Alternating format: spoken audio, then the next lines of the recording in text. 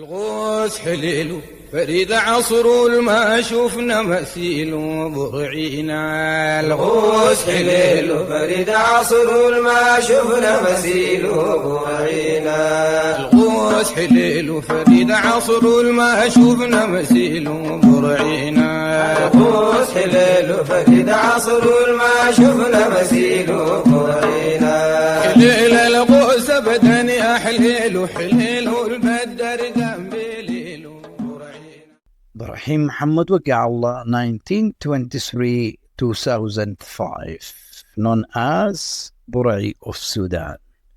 In this episode, and as a continuation to our documentation to Sudanese Sufis and Sufism, it's my pleasure to introduce today in this episode one of great influential Sudanese Sufis, and that is Sheikh Abdurrahim al-Burai. Sheikh Abdurrahim al-Burai is a well-reputed Sudanese prophetic as well as Sufi poet.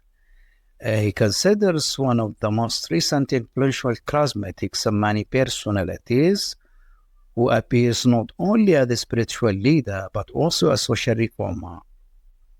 In terms of some researchers and historians,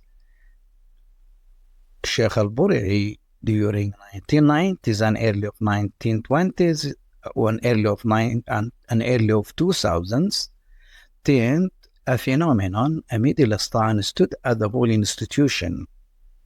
He is among the most well-known Sheikh of the Sammaniya Sufi order who succeeded in creating an open-air tariqa that drew together significant segments of the middle class among mainly the educated Sudanese populace. He started as an individual Sammani or the Sheikh in 1944. Sheikh al-Burai gradually became popular for his unusual abilities of drama making, healing, and mediation in tribal conflicts. During the 1980s, he was able to achieve wide popularity among the middle class, as his poetry was broadcasted, published, and propagated by the media. His poetry, which represents a complement to literature, dominated the media in Sudan for the last 30 years. Sheikh al-Burai found individual solution to the problems of the Sudanese middle class. In the 1990s, he appeared as a celebrated national figure who had strong ties with the most Sudanese politicians, both in the government ruling as well as on the opposition circles. Such was the view of the researcher Dr. Amani Muhammad al-Ubaid in her study Al-Burai and the Middle Class in Sudan, and published a thesis, University of Khartoum, College of Economics, 2008. His biography informs that he is Sheikh Abdurrahim Sheikh Muhammad ibn Abi Bakr ibn Jadallah ibn Muhammad ibn Joda. He was born in 1923 in a Zariba village, about 120 kilometers southeast of Al-Ubaid, the capital of the North Kordofan state. His upbringing was so dignified and so noble under the care of his father, who was a scholar. About his direct descent, Sheikh al-Burai belongs to Kuala tribe, while from his mother side he belongs to the Yaliin, the specifically the offspring of a Sheikh Salman al-Awadi, who lived at the outskirts of Shendi.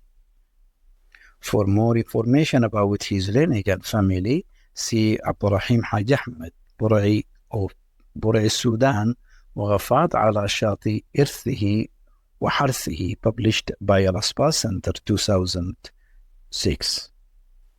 At the prime of his age, Sheikh al-Burai memorized the Quran and studied the science under his father, Sheikh Muhammad Allah.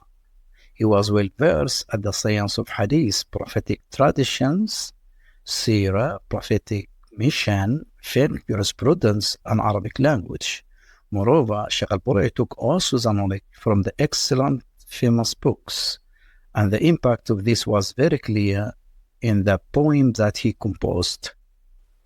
Sheikh al-Burai was so close to his father, Sheikh Muhammad Waqi, and he used to be in his company day and night. Burai used to read the text while the father did comments and explanation on them. After the passing away of Sheikh Muhammad Waqi, the ilm session or the knowledge session that used to be held at his mosque and at his masjid at the Sammani Center in the northern part of Kurdistan, the mission had started or continued, and the Sheikh al-Burai personally used to be in charge of teaching the Islamic books. These sessions of ilm used to be held daily, and as a witness, Sheikh al-Burai used, as we have stated, to continue after the passing away of his father, continued teaching in the masjid, teaching the audience, teaching the populace and the local. And that in that concern, he inherited, by the way, the position of his father as the teacher and as the guide at the same time. During his journey of education, he was so concerned and a lover to knowledge. And he used to say, if one of you had listened to a scientific matter 1,000 times, he ought to refuse not listening to the very same matter 1,001, that he may have new art on.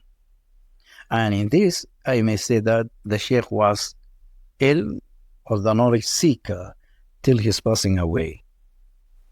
Before his passing away in 1944, under a knife stabbing that had been directed by one Ahmad Sikh person in his masjid, Sheikh Muhammad Waqi asked Sheikh al-Burai, his son and the future caliph of the center, on what he would do if a person killed his father.